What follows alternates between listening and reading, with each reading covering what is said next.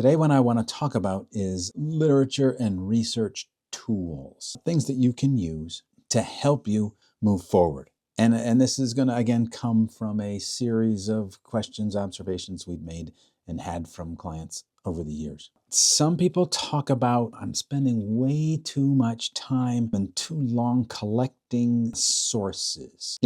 Currently, there's a lot of tools available to help you collect, and by sources, I'm just going to refer to literature. There's a lot of tools out there like Elicit or Research Rabbit or Google Scholar or any search engines that'll go out and help you find articles that relate. They're not going to find every article. Also, every article they find may not be the best. But if they can help you narrow down from what in effect many times is millions of articles into hundreds or even fewer, that's going to allow you to move forward faster. So these tools that are available can help you save time. And if you think about it, before these tools, it was go to the library. Before Google even, you went to the library and there would be books that you would look through the book to find out, oh, there's been an article on this, or there's been an article on this. And then you'd go to the actual journal. Or many times people would just peruse journals to see, is there anything of interest I've missed? And they'd just pick 5 years worth of journals off the shelves and go through them slowly. And every week they would go back to the library to see if anything has come out. Now you can do that in minutes from the comfort of your home, car, wherever you're doing these searches. And you're going to have to check just to make sure they're real articles, that they actually do what you want to do. The other beauty of these is you can search to see who has cited articles. That was really difficult years ago. Now I can see who has cited certain articles, which means I can update my literature. So if my literature starts looking old, I now say, oh, who cited it in the last couple of years? And that gives me more recent citations to overwhelm any articles that have gotten quote unquote old. And by old, most schools today say 5 years, which means 2022, 2023, 2024, 2025, and 2026. Anything before that is over 5 years old.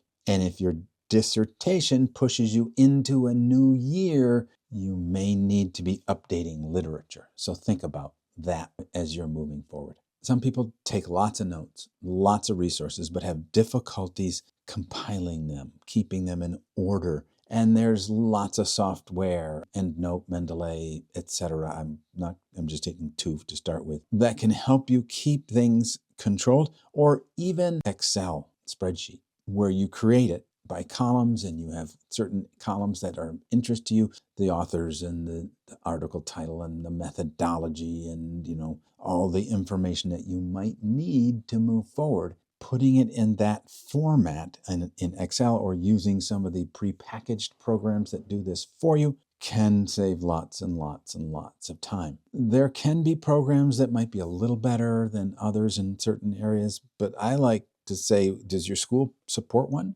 Or maybe even allow you to use one for free? If you're comfortable with it, it's going to work well for you. If you're not comfortable, or if you're changing to something new, you might be spending more time on it than it's worth. So find a system that works for you. When there are tools, citation managers, AI, whatever you're using, learn to use them. They are tools to help you.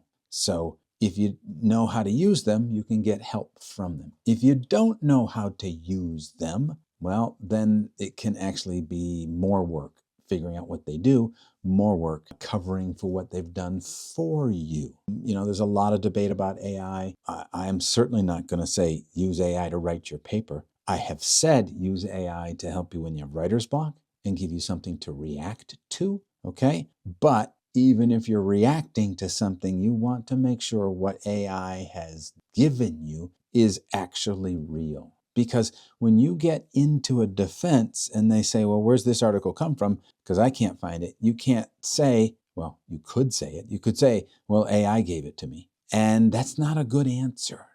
It's your work. You're attesting that this is correct to the best of your knowledge. Well, if you haven't checked and AI just did it for you and found an article that didn't exist, that does not reflect well on you, and it makes it difficult for committees to move you forward. Some people are concerned, well, I didn't get all the literature. I might have missed something. And that's true. You might miss something. And this is where committees can be really helpful. When they say, well, gosh, why didn't you cite Diamond 2024? And you say, well, that's really interesting. I'm going to have to look into that. Because you as a person can do the best job you can, but at some point you have to stop and move forward. And when you have a committee, maybe they know a place or know a citation, or maybe they know the people, and that's why they know it. And they can be helpful in this process too. That's not to say depend on them, hey, tell me all the literature I need. It's show them you have done an exhaustive research, and then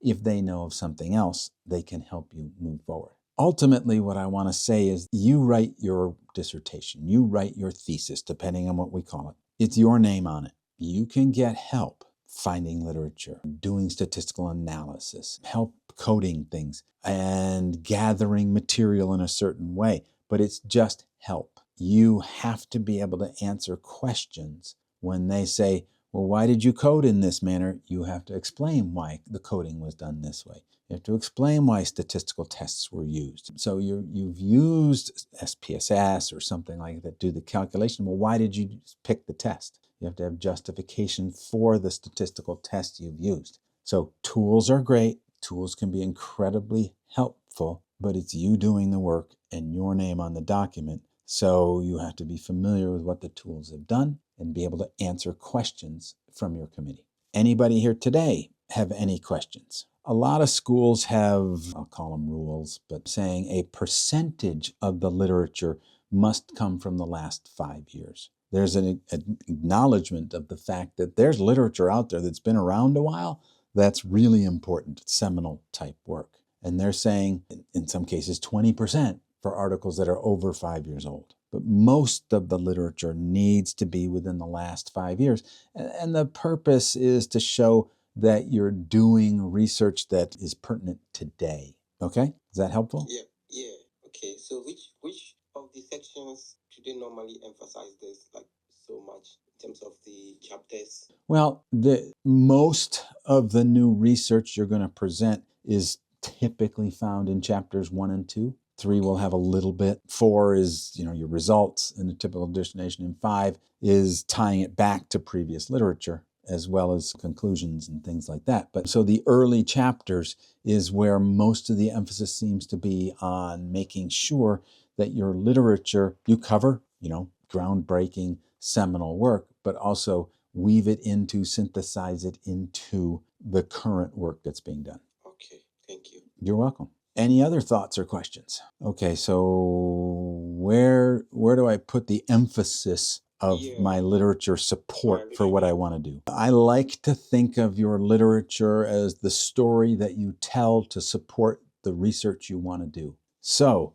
if that story needs support in a certain area, you draw from that area. If the story needs less support from another area, that's a somewhat simplistic way to look at it, but it seems to work. So that's a well thought out question. Submitting an article to a certain field in a certain journal, they're going to have an emphasis. And you want to make sure that your work will fit within their emphasis and what their readers are looking for. So, I've seen people take papers and have relatively similar results, but use a different emphasis for a different journal to present that material.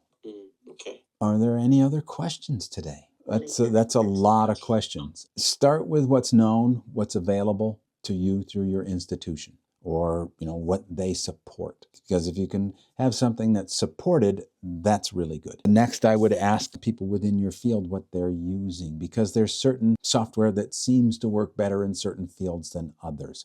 So ask those within your field what they are using. And then when you find something that you're going to use, spend some time just playing with it, I guess I'll call it, to try to figure out what it does, with not real material, not real data, not real resources, just play with it and figure out what goes where and when you do whatever. So there's less pressure on it when you have actual material. You then know how to use it. So how do we Well, you know, think about anything you purchase. Okay, it's not until you actually start using it you understand what it actually does. I've seen people buy cars and this was a good car, and then within 3 months it's like, oh, it doesn't really do what I really need it to do. I need to get a different car.